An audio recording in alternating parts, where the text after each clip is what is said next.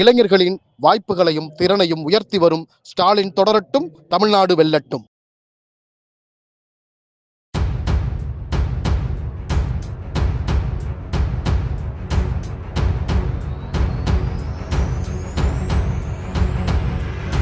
இப்ப நீ வந்து இந்த சைக்கிள்ல போற ஹெர்குலஸ் சைக்கிள்ல போயிட்டு இருக்க. இப்ப ஹெர்குலஸ் சைக்கிள் நீ போய் இப்ப என்ன அளவு இழுக்க போறேன்னு எனக்கு ஒன்றும் புரியல. இது எதுக்கு நான் கேட்கறேன், யோசிச்சு பாருங்க. சைக்கிள்ல போறது குத்தம் அப்படி இல்ல தோழர், உன்னை பார்க்க லட்சக்கணக்கில் கூடுறான் தோழர், உன்னை பார்க்க லட்சக்கணக்கில் ஆயிரக்கணக்கில் கூடுறான். நீ வந்து கவனமா நடந்துக்கணும். போலீஸ் நீ பெர்மிஷன் வாங்கினியா சைக்கிள்ல போறதுக்கு? போலீஸ் இன்ஃபார்ம் பண்ணி தான் சைக்கிள்ல போறியா? திடீர்னு இறங்கி சைக்கிள்ல போற பண்ணி இப்போ உன்னை முண்டி அடிச்சு உன்னை பக்கத்துல இருந்து பார்க்கணும் வருவாங்க. கூட்ட நெரிசல் இப்ப கரூர் மாதிரி சிக்கி செத்து போனா காரைக்குடி இன்னொரு கரூரா மாறுச்சுன்னா அது விஜய் தான் பொறுப்பு. இப்போ இந்த ஒரு விபத்து கால இருக்குல்ல, ஆமா. இப்ப இன்னொரு சம்பவம் சொல்றேன். விஜயோட பவுன்சர் ஃபுல்லா ரசிகரை பக்கத்துல போனா எத்துறாங்க காலை வச்சு.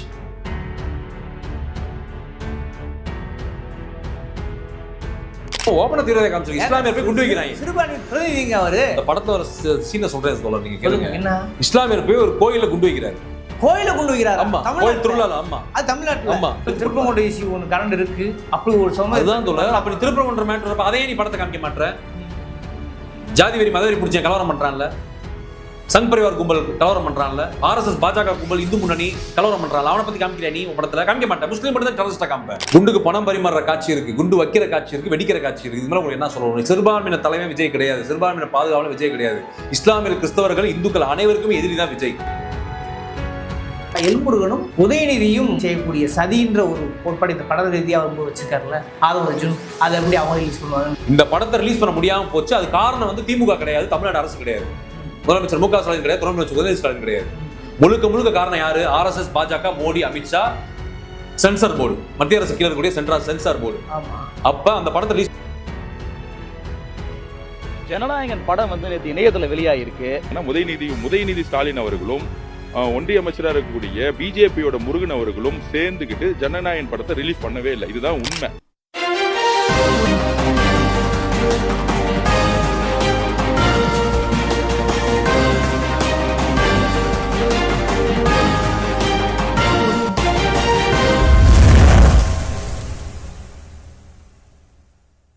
வணக்கம், இது அறத்தின் கழகம். இன்று நாம் சந்திக்கிற அரசியல் விமர்சகர், உயர் உச்சநீதிமன்ற வழக்கறிஞர் திரு ஹாஸ்ட் அவர். வணக்கம். வணக்கம் தோழர். வணக்கம். என்ன சொல்கிறது, தேர்தல் கடமை இந்த 20ஆம் தேதி வரை நிச்சயமாக அது குறித்து தான் பேச வேண்டியிருக்கிறது. அது ஒரு ஜனநாயக கடமையும் கூட.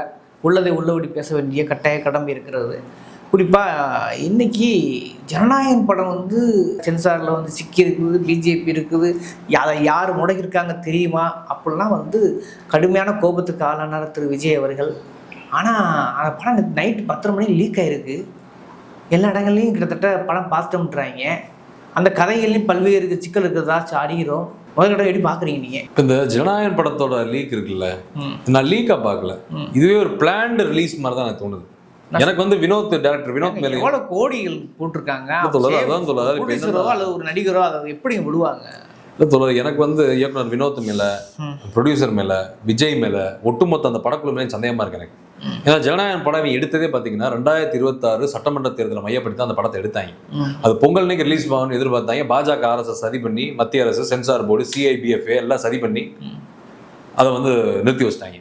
இவங்களுக்கு எய்ம் என்னன்னா அந்த படத்தை எப்படியா ரிலீஸ் பண்ணி அதை வச்சு ஒரு பொலிட்டிக்கல் ஹார்வெஸ்ட், ஒரு அரசியல் அறுவடை பண்ணலான்னு பார்த்தா படமே வந்து தேர்தல் எடுக்கப்பட்டது. அதுதான் உண்மை. பட் என்னன்னா பல கோடி நம்ம அதில் டர்ன் ஓவர் பண்ணலான்னு பார்த்தாங்க. 1000 கோடி பாக்ஸ் ஆஃபீஸ், மினிமம் 100 கோடி டு 1000 கோடி பிளான் பண்ணாங்க. பாக்ஸ் ஆஃபீஸில் அடிக்கணும், பெரும் கோடி அடிச்சு ஜெட்டில் ஏறணும், தேர்தலை ஜெயிச்சு சிஎம் ஏறணும் தான் விஜய் பிளான். அதுதான் அந்த படத்தை எடுத்தாங்க. அது ஒன்றும் இல்லை, பகவத் கேசரி படத்தோட ரீமேக். ஆந்திரா படம், நம்ம பவன் கல்யாண் பேர் யாரும் நம்ம பாலகிருஷ்ணா இருக்கார்ல, பாலையா படத்தோட ரீமேக். நீ படம் ஃபுல்லா பார்த்துட்டீங்க? பார்த்துட்டேன். நான் அதையும் பார்த்துட்டேன், இதையும் பார்த்துட்டேன். சரி. ஏன்னா இப்போ எனக்கு கேசரி மறுபடியும் கிண்டி இருக்கிறார்கள் அப்படின்னு விவசாயம். அதான் அந்த பகவான் கேசரி இன்னொரு விதமா கிட்டுன கேசரி தான் இந்த கேசரி. புரியுதா உங்களுக்கு? அதெல்லாம் வந்து இது வந்து பெரிய ஒன்றும் புரட்சி படம்லாம் ஒன்றும் கிடையாது. படத்தோட ஸ்டோரி சிம்பிள். குண்டு வைக்கிறாங்க, தமிழ்நாடுக்கு ஒரு பெரிய ஆபத்து வருது, இந்தியாவுக்கு பெரிய ஆபத்து வருது, மகன் வந்து ராணுவத்துக்கு போக நினைக்குது, போக முடியல. இவர் வந்து என்ன பண்றாரு, அரசியல் களத்துக்கு வந்து எப்படியா இந்தியாவுக்கு ஒரு ஆபத்தை காப்பாத்துறாரு. இதுதான் படம். அப்புறம் சிஎம் மாறாரு. அதான் படம். வேற இதுதான் சொல்லிட்டேன், பார்த்த கதையவே சொல்லிட்டேன் நான். இல்ல அப்புறம் இதுல யாரெல்லாம் விமர்சனத்துக்கு ஆளாகப்பட்டிருக்காங்க? இஸ்லாமியர்ல தீவிரவாதியா காமிச்சிருக்காரு. என்னங்க சொல்றீங்க? ஆமா, ஓபனா தீவிரவாதியா காமிச்சிருக்காரு. இஸ்லாமியர் போய் குண்டு வைக்கிறாங்க. சிறுபான்மை பிரதிநிதிங்க அவரு. இந்த படத்துல ஒரு சீனை சொல்றேன் தோழர், நீங்க கேளுங்க. என்ன? இஸ்லாமியர் போய் ஒரு கோயில குண்டு வைக்கிறாரு. கோயில குண்டு வைக்கிறாரு? ஆமா, கோயில் திருவிழால. ஆமா, அது தமிழ்நாட்டுல. ஆமா, அதான் கதை. என்ன சொல்றீங்க? அவர் பயங்கரமான சீன் வச்சிருக்காரு. இஸ்லாமியர்ல முழுக்க முழுக்க தீவிரவாதியா காமிச்சிருக்காரு. வன்மையா நான் கண்டிக்கிறேன். இஸ்லாமிய சமூக தீவிரவாதியா நான் கேட்கிறேன். இஸ்லாமிய சமூகம் தமிழ்நாட்டுடைய விடுதலைக்காக, இந்திய விடுதலைக்காக போராடி இருக்காங்க, சுதந்திரத்துக்காக. நம்ம நீங்க விமர்சிங்க. அப்புறம் என்ன சீன் வச்சிருக்காரு, என்ன அங்க சிக்கல், அது கொஞ்சம் விரிவா விவரிங்க. இஸ்லாமியர் ஒருத்தர் வந்து என்ன பண்றாருன்னா டிஸ்கஷன் நடத்துறாங்க. ஒரு ஒரு டார்க் ரூம்ல பணம் பரிமாறப்படுது, குண்டு ரெடியாகுது. இப்போ அந்த குண்டு வந்து ஒரு திருவிழால வைக்கப்படுது, வச்சு வெடிச்சு சிதறுது. இஸ்லாமியர்கள் தீவிரவாதியா காமிக்கிறார். என்ன பாய், இந்த குண்டு வச்சா பெரிய தாக்கம் ஏற்படும், பெரிய ஒரு சேதம் ஏற்படும் மக்களுக்கு, அப்போ இது நடக்கணும் அப்படின்னு சொல்லி அந்த இஸ்லாமியர் போய் குண்டு வைக்கிறார். இதாங்க அந்த முக்கியமான ஒரு சீன் இந்த படத்தில். நான் பார்த்தா சொல்கிறேன். நான் உங்களுக்கு அந்த இது அனுப்பிச்சி விட்றேன், இந்த ஃபுட்டேஜ் நீங்கள் பாருங்க. ஓப்பனாக போட முடியாது ஃபுட்டேஜை, அது கொஞ்சம் ரெஸ்ட்ரிக்ஷன்ஸ்லாம் வரும். நான் ஃபோட்டோவே உங்களுக்கு அனுப்பிச்சு ஸ்க்ரீன்ஷாட் எடுத்து அனுப்பிச்சி விட்றேன். அந்த சீனை பாருங்கள். கோயில் திருவிழாவில் குண்டு வைப்பார், வெடிச்சு சதுரும், பல பேர் செத்து போயிடுவான். இஸ்லாமியரை இந்து மதத்துக்கு எதிராக திருப்புறாரு, இந்துக்களுக்கு எதிராக திருப்புறாரு இந்த படத்தில். ஏங்க அவர் நீங்கள் லாஜிக்கலாவோ அல்லது பொலிட்டிக்கலாவோ பார்த்தா கூட சிறுபான்மையோட பிரதிநிதியத்தை வந்து அவர் தன்னை கட்டமைச்சுக்கிட்டார். ஜோசப் விஜய்ன்னு சொல்லி வேட்பாளர் பட்டியலில் தன்னை அறிவிக்கிறார். அப்போ இருக்கும்போது அந்த ஒரு சிறுபான்மை இன்னொரு சிறுபான்மைக்கு எதிராக ஒரு காட்சி வைப்பது அவ்வளோ, அதுதான் நீங்கள் சரியாக பார்த்தீங்களா இல்லை வேற ஏதாவது ஒரு ட்விஸ்ட் இருக்காதுல்ல? நான் படத்தை பார்த்துட்டு தான் சொல்கிறேன். இல்லை இஸ்லாமியர் பேரால் வைக்கப்பட்ட குண்டுன்னு படத்தை காட்டப்படுதான்னு கேட்குறேன். இஸ்லாமியரே வைக்கிறாரு, பாயின்ற வார்த்தை பயன்படுத்தப்படுது. குண்டுக்கு பணம் பரிமாறுற காட்சி இருக்கு, குண்டு வைக்கிற காட்சி இருக்கு, வெடிக்கிற காட்சி இருக்கு. இது மாதிரி உங்களுக்கு என்ன சொல்லணும்? சிறுபான்மையின தலைமை விஜய் கிடையாது, சிறுபான்மையின பாதுகாவலர் விஜய் கிடையாது. இஸ்லாமியர், கிறிஸ்தவர்கள், இந்துக்கள் அனைவருக்குமே எதிரி தான் விஜய். தமிழர்களுக்கு எதிரி தான் விஜய், தமிழ்நாட்டுக்கு எதிரி தான் விஜய், துரோகி தான் விஜய். தயவுசெய்து புரிஞ்சுக்கோங்க. நான் வந்து இல்லாத சொல்ல மாட்டேன். அப்படியே ஸ்கிரீன்ஷாட் உங்களுக்கு அனுப்ப போறேன், நீங்க போடுறீங்க. எப்படிங்க அது வந்து வீடியோ ஷேர் பண்ண முடியாது, ரெஸ்ட்ரிக்ஷன்ஸ் இருக்கு. சரி, ஸ்கிரீன்ஷாட் அனுப்புறேன், அதில் நீங்க பாருங்க, கிளியரா இருக்கும் அந்த சீன். நான் எடுத்து வச்சிருக்கேன், எடிட் பண்ணி வச்சிருக்கேன், உங்களுக்கு அனுப்பிச்சு விடுறேன். இப்போ நம்ம வந்து இல்லாத பேச மாட்டோம், படத்தை பார்த்தா தான் நம்ம பேசிக்கிட்டு இருக்கோம். லீக் ஆனது நாங்கள் நைட்டே பார்த்துட்டேன். நான் பார்க்குறேன், நீ லீக் பண்ண நான் பார்க்காம எப்படி இருக்க முடியும்? சரி பிரதம், நீ தான் லீக் பண்ணி பகிர்ந்துக்கிட்டு ஷேர் பண்ணிட்டு இருக்க தமிழ் உலகம் முழுக்க. அதான் சொல்றேன்ல, விஜய் மீது, படக்குழு மீது, அந்த டீம் மீது எனக்கு சந்தேகம் இருக்கு. தேர்தலில் இந்த ஆள் வந்து அரசியல் அறுவடை பண்ணணும் ஓட்டுக்களை. சிறுபான்மையினர்கள், இஸ்லாமியர்கள், கிறிஸ்தவர்கள், பெண்கள், மாணவர்கள், இளைஞர்கள், முதல் தலைமுறை ஓட்டர்ஸ், பட்டியல் சமூகம், பிற்படுத்தப்பட்ட சமூகத்தில் ஓட்ட இருந்தாலும் உடைக்கணும், திமுக ஓட்ட உடைக்கணும். அந்த ஆள் வந்து பெரிய ஓட்டு அறுவடை பண்ண பிளான் பண்ணேன். அதுக்கு எடுத்த படம் தான் அந்த ஜனநாயகன், பகவத் கேசரி ரீமேக், பாலையா படம் ரீமேக். இந்த படத்தை ரிலீஸ் பண்ண முடியாம போச்சு. அது காரணம் வந்து திமுக கிடையாது, தமிழ்நாடு அரசு கிடையாது, முதலமைச்சர் மு க ஸ்டாலின் கிடையாது, துணை முதலமைச்சர் உதயநிதி ஸ்டாலின் கிடையாது. முழுக்க முழுக்க காரணம் யாரு? RSS, பாஜக, மோடி, அமித்ஷா, சென்சார் போர்டு, மத்திய அரசு கீழே இருக்கக்கூடிய சென்சார் போர்டு. அப்ப அந்த படத்தை ரிலீஸ் பண்ணாம விட்டாங்க. பொங்கல் அப்ப ட்ரை பண்ணாங்க, மேக்ஸிமம் ஜனவரி எண்டுக்குள்ளே பண்ணலாம் பார்த்தா முடியல. பிப்ரவரி, மார்ச் 2 மாசம் 3 மாசம் பஞ்சாயத்து ஓடிக்கிட்டு, சிபிஐ என்கொயரி இந்த அலைஞ்சிட்டு இருக்காங்க, கரூர் மேட்டருக்கு. இப்ப என்ன பண்ணாங்க பார்த்தாங்க, 10 நாள் தான் இருக்கு தேர்தலுக்கு, 100 கோடி போட்டு எவ்வளவு கோடியை போட்டு படத்தை எடுத்துட்டோம். இப்ப லீக் பண்ணி விடு, எப்படியா நம்ம சிஎம் ஆகும், தேர்தலில் ஜெயிப்போம். அதுதான் இருந்தாலும் பண்ணிருக்கேன். ஓப்பனா நான் சொல்றேன், இது மிகப்பெரிய சதி. ஜனநாயக படம் மிகப்பெரிய சதி, அரசியல் சதி. ஓப்பனா சொல்றேன் நான், இதை புரிஞ்சுக்கோங்க தயவு செய்து, இதான் உண்மை. இல்ல அப்படி பார்த்தா கூட இஸ்லாமியர் படத்தை பார்க்கும்போது என்ன, அவங்க ஓட்டெல்லாம் கண்டிப்பா அவருக்கு விழுகாதுல்ல, அவருக்கு எதிராக அப்படி ஒரு காட்சி வச்சு அந்த ஓட்டை அறுவடை பண்ணும். அதுதான் தொலைவி என்ன ரகம்னே நமக்கு புரிய மாட்டேங்குது. இன்னொன்னு புரிஞ்சுக்கோங்க, அதனாலதான் நான் சொல்லிட்டு இருக்கேன் ஆரம்பத்துல இருந்து, விஜய் வந்து RSS, பாஜக, பி டீம். இஸ்லாமியர் ஓட்டே விஜய்க்கு வேணாம், நீ ஓட்டு போடாத எனக்கு, நான் உன்னை அப்படித்தான் தீவிரவாதியா காமிப்பேன். படத்துல பீஸ்ட்ல எப்படி காமிச்ச, துப்பாக்கியில எப்படி காமிச்ச, எல்லா படத்துலயும் விஜய் வந்து முழுக்க முழுக்க இஸ்லாமியர் தீவிரவாதம் ஒரு காமிப்பார். இல்ல இருந்தாலும் எல்லா படத்துலயும் அரசியல் களத்துக்கு வந்த பிறகு அப்படி சித்தரிப்பாரான, திரும்ப அப்படி சித்தரிச்சு காமிக்கிறாருன்னா சொல்றாரு, நான் RSS, பாஜக ஆள்றா, பி டீம்டா, நீ நான் ஓட்டு போடுறேன், முஸ்லீம் போடா, ஓட்டே வேணாம்டா ஓட்டு அப்படின்றாரு. ஓப்பனா தான் சொல்றாரு இந்த படத்து மூலியமா. எவ்வளவு தைரியம் தான் அந்த படத்தை ரிலீஸ் பண்ணி இந்த டைம்ல. இவங்க தான் லீக் பண்ணிருப்பாங்க தோழர். இவங்க டொமைன்ல அந்த படம் இருக்குமா, எடிட் பண்ணி போஸ்ட் ப்ரொடக்ஷன், ப்ரீ ப்ரொடக்ஷன் எல்லாம் ரெடி பண்ணி படத்தோட எடிட்டட் வெர்ஷன் வந்து ஒட்டுமொத்த ஃபிலிமோட எடிட்டட் வெர்ஷன் டேப் யார்கிட்ட கண்ட்ரோல் இருக்கும்? அவங்க கண்ட்ரோல் தான் இருக்கும். அது எப்படி லீக் ஆகும்? அப்படி என்ன லீக் ஆனாலும் நீங்க என்ன கவனம் குறைவா இருக்கீங்க நான் கேட்கிறேன். இல்ல ஒருவேளை அப்படி நான் என்ன கேட்கறேன்னாக்க, ஒன்றும் பெரிய முதல்ல அது ஒரு பெரிய தொழில், பெரிய முதலீடு போட்டிருக்காங்க, கோடிக்கெல்லாம் பணம் போட்டிருக்காங்க. இன்னொன்று அது பொலிட்டிக்கல் மேனேஜுக்காக பயன்படுத்துகிற ஒரு ஐடியா அவங்களுக்கு இருக்குது. அப்படிங்கும்போது அவங்க சொந்த அவங்க ப்ரொடியூசரோ அல்லது விஜயோ கூட வெளியிடுவாருன்னு நம்ம எப்படி நம்ப முடியும்? இது வேற மாற்று கட்சியில் செய்த சதியான்ற கோணத்தை ஏன் பார்க்கக்கூடாது? பாஜக அரசு சதி, விஜய் சதி, 3 பேரும் கூட்டு கலவாணி. இன்னொன்று நான் சொல்றேன் கேளுங்க, நான் ரொம்ப வருத்தப்படுறேன். அந்த படத்துல வேலை பார்த்த ஒவ்வொரு உழைப்பாளி இருக்காம பாருங்க, வேலை பார்த்துருக்காங்க பாருங்க அந்த படத்துல, அவங்க எல்லாரும் நினைச்சு நான் வருத்தப்படுறேன், ரொம்ப பரிதாபப்படுறேன் நான். ஏன்னா இவங்க உழைப்பெல்லாம் எவ்வளவு கேவலமா ரிலீஸ் பண்றாங்க பாருங்க. அந்த அளவுக்கான நீங்க கவனம் குறைவா இருக்கீங்க நான் கேட்கிறேன். இது பிளான்டு தோழர், இவ்வளவு கூடி போடுறவன், இவ்வளவு இன்வெஸ்ட் பண்ணி படம் எடுக்கிறவன், இவ்வளவு உழைப்பை கொடுக்குறவங்க எவனா இவ்வளவு கேர்லெஸ்ஸா இருப்பான தோழர்? யோசிச்சு பாருங்க, நீங்க நம்புற மாதிரி இருக்காது உங்களுக்கு லீக் ஆச்சுன்னு. இவங்க ரிலீஸ் பண்ணிட்டாங்க, ரிலீஸ் பண்ணிட்டு இப்ப மக்கள்கிட்ட போய் ரீச் ஆயிருச்சு. இப்ப எல்லாரும் நிறைய பேர் பார்த்துட்டோம், தமிழ்நாடு முழுக்க பார்த்துட்டாங்க, இந்தியா முழுக்க, உலகம் முழுக்க பார்த்துட்டாங்க. இப்ப இதை ஓட்டு அறுவடையா மாறும்னு விஜய் எதிர்பார்க்கிறாப்ல. இதான் எதிர்பார்த்துட்டு இருக்காரு. அது நடக்காது. இது பாஜக அரசு சதி. இஸ்லாமியர்கள் நான் ஓப்பனா சொல்றேன், இதுக்கு மேல நீங்க பொறுமையா இருக்காதீங்க, போராட்டம் பண்ணுங்க இந்த படத்தை எதிர்த்து. உங்களை அவ்வளவு மோசமா காமிச்சிருக்கான், தீவிரவாதியா காமிச்சிருக்கான் இஸ்லாமியர்கள். எவ்வளவு கேவலமா காமிச்சிருக்காங்க தெரியுமா இஸ்லாமியர்கள்? நீங்க இஸ்லாமியர்கள் தயவுசெய்து புரிந்து கொள்ளுங்கள். நீங்க காட்சிகளை பாருங்க. திருப்பரங்குன்ற இஷ்யூ ஒன்று கரண்ட் இருக்கு, அப்படி ஒரு சமயம் அதுதான் தோழர். அப்படி திருப்பரங்குன்ற மேட்டர் அதே நீ படத்தை காமிக்க மாட்டேற. ஜாதி வெறி மதவெறி பிடிச்ச கலவரம் பண்றான்ல, சங் பரிவார் கும்பல் கலவரம் பண்றான்ல, RSS பாஜக கும்பல் இந்து முன்னணி கலவரம் பண்றான்ல, அவனை பத்தி காமிக்கிற நீ உன் படத்துல காமிக்க மாட்டேன். முஸ்லீம் மட்டும் தான் டெரரிஸ்டா காமிப்ப. அப்ப இஸ்லாமிய சமூகத்துக்கு எவ்வளவு பெரிய எதிரி பாருங்க விஜய், யோசிச்சு பாருங்க நீங்க. ஓகே. இல்லை, ஆதவர்ஜுன் என்ன சொல்றாருன்னா, இது வந்து எல்முருகன், ஏன்னா அவர் தான் தொழில்நுட்பத்துறை அமைச்சராக இருக்கார் இல்லையா, எல்முருகனும் உதயநிதியும் செய்யக்கூடிய சதின்ற ஒரு கோட்பாடு இந்த பட ரீதியாக அவர் வச்சிருக்காருல்ல ஆதவர்ஜுன், அதை எப்படி அவங்க ரிலீஸ் பண்ணுவாங்கன்னு கேள்வி வருதா இல்லையா? நான் என்ன கேட்கறேன்னா, இது டைரக்டர் வினோத் நம்ம ஜனநாயகன் பட டீமோட கண்ட்ரோல தான் அந்த படத்துடைய டேப் இருக்கும். ஒரிஜினல் டேப் நான் சொல்றது, ஒரிஜினல் வீடியோ, அந்த full footage edited version release pre version அங்கே தான் இருக்கும்.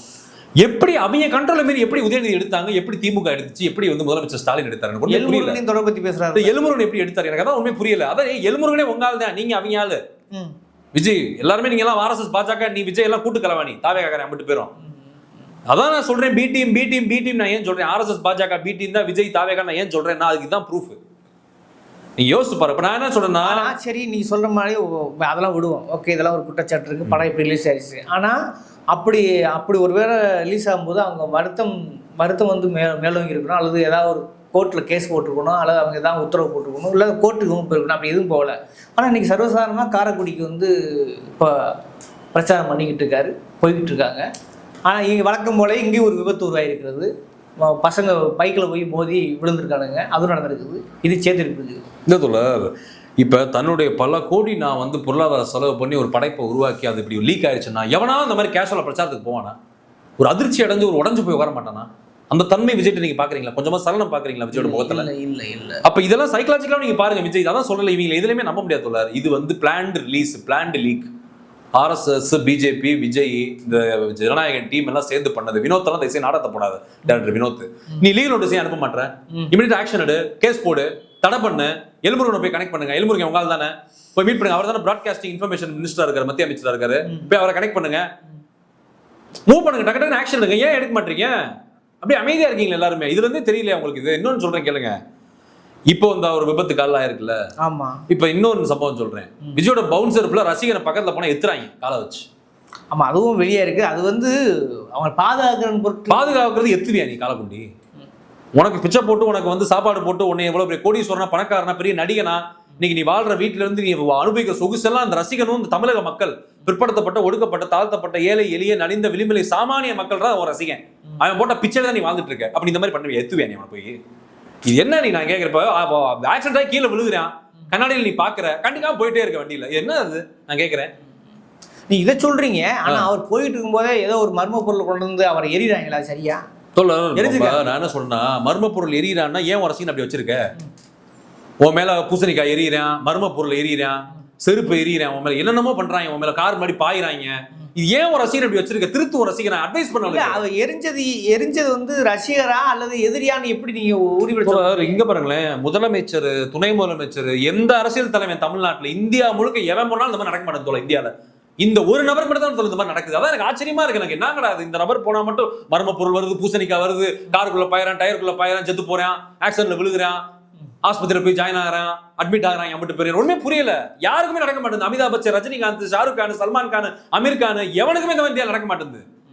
மோகன்லால் நடக்க மாட்டேங்குது, மம்முட்டிக்கு நடக்க மாட்டேங்குது, எவனுக்குமே இந்தியா நடக்க மாட்டேங்குது. இந்த நபர் பண்ணி எப்படி நடக்குது? இதுதான் நமக்கு ரொம்ப ஆச்சரியமா இருக்கு எனக்கு. இது நீ உலகத்துல எவன் நடக்கல தோட, அர்னால்டுக்கு நடக்கல, சில்வஸ்டர் ஸ்டாலோன் நடக்குது, ஜாக்கி சான் நடக்கல, இந்த ஆள் மட்டும் நடக்குது இந்த மாதிரி. நீ யோசிச்சு பாரு. நீ அவ்வளவு பெரிய ஆளா? நான் கேட்கிறேன், நீ ஒரு தமிழ்நாட்டுல ஒரு என்டர்டெய்னர், அவ்வளவுதான் சினிமால. உனக்கு மட்டும் ஏன் இந்த மாதிரி நடக்குது? எங்களுக்கு அதுதான் எங்க கேள்வி. எங்களுக்கு நயன்தாரா போனா நடக்க மாட்டேங்குது. நீங்க நடிகர்கள் கூட விடுங்க, நயன்தாரா போனா நடக்குதா? சமந்தா போனா நடக்குதா? ஐஸ்வர்யா ராஜேஷ் போனா நடக்குதா? இப்ப இந்த ராஷ்மிகா மந்தானா போனா நடக்குதா? கையடு லோகர் போனா நடக்குதா? டாப் ஸ்டார் சொல்லிட்டேன், ருக்குமணி வசந்த் போறாங்க எல்லா இடத்துக்கும், அவங்க நடக்குது அந்த மாதிரி.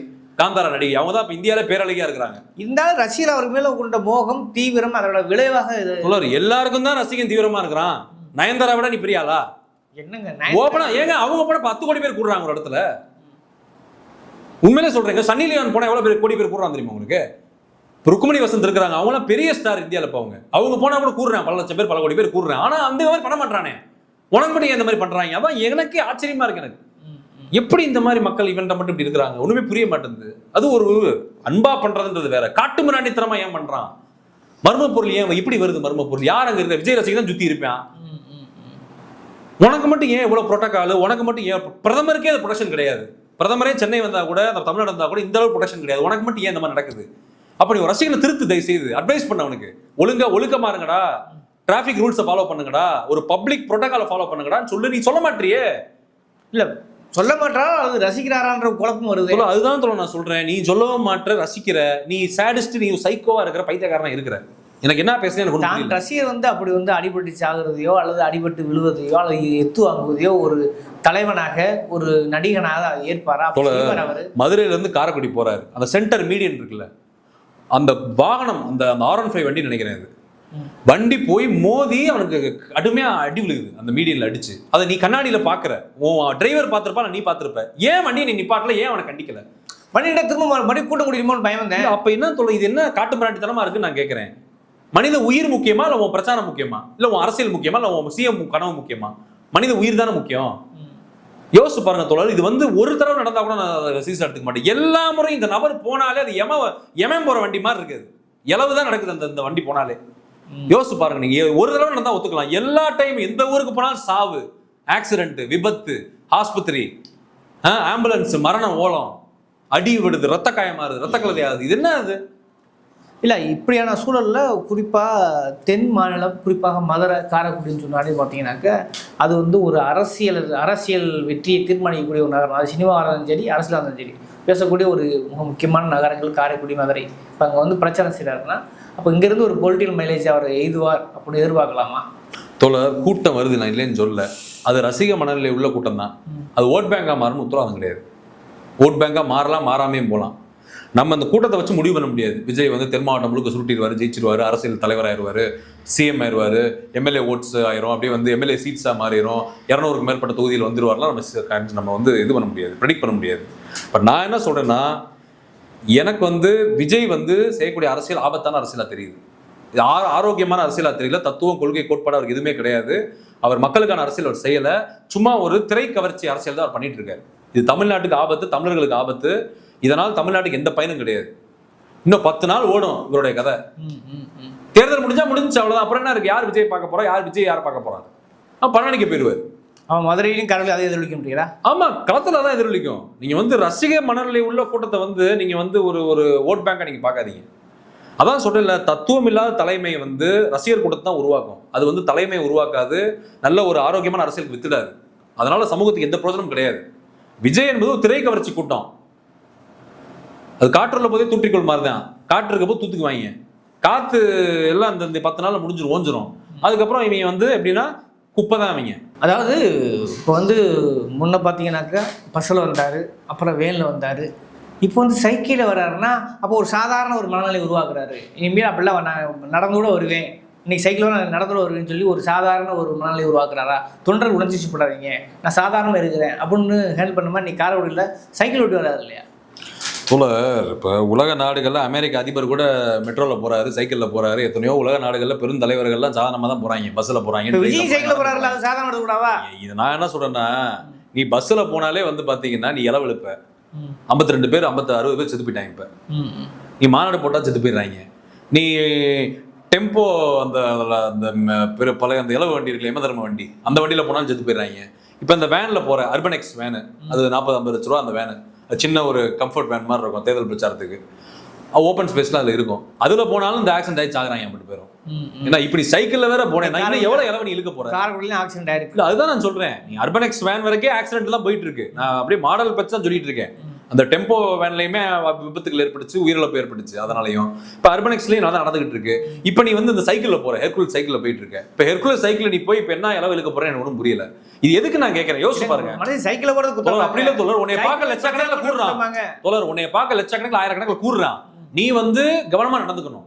போலீஸ் நீ பெர்மிஷன் வாங்கினியா சைக்கிள் போறதுக்கு?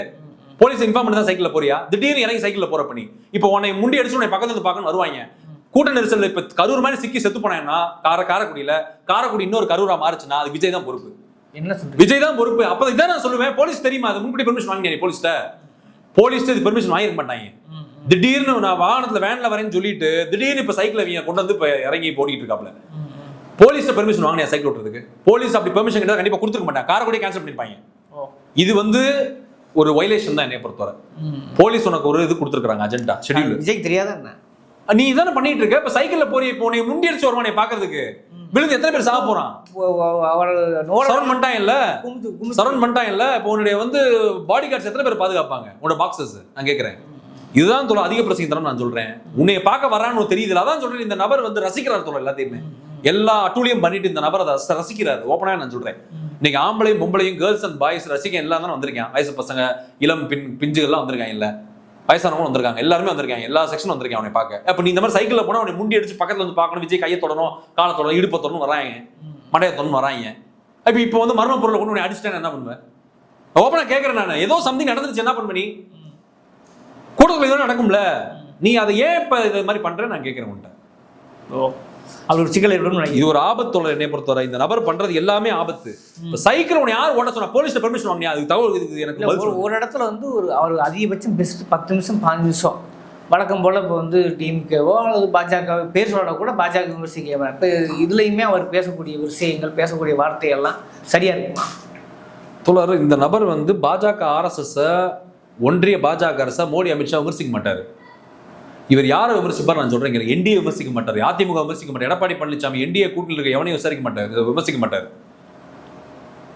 இவர் வந்து திமுகவையும் முதலமைச்சர் மு.க. ஸ்டாலின், துணை முதலமைச்சர் உதயநிதி ஸ்டாலின், அதே தான் செய்ய போறாரு. நீங்க அதான் பார்க்க போறீங்க, அதுதான் பார்ப்பீங்க நீங்க. விஜயை பொறுத்தவரை விமர்சனம் முழுக்க திமுக எதிராக தான் இருக்கும். அவர் ஒன்றிய பாஜக அரசு மத்திய அரசு விமர்சிக்க மாட்டாரு. ஓகே, உங்கள் விமர்சனங்களை எப்படி மக்கள் பார்வைக்கு விட்டு விடுவேன். இந்த விவாதத்தில் அறக்கலத்துக்கு நேரம் வைக்க மாட்டேன். நன்றி.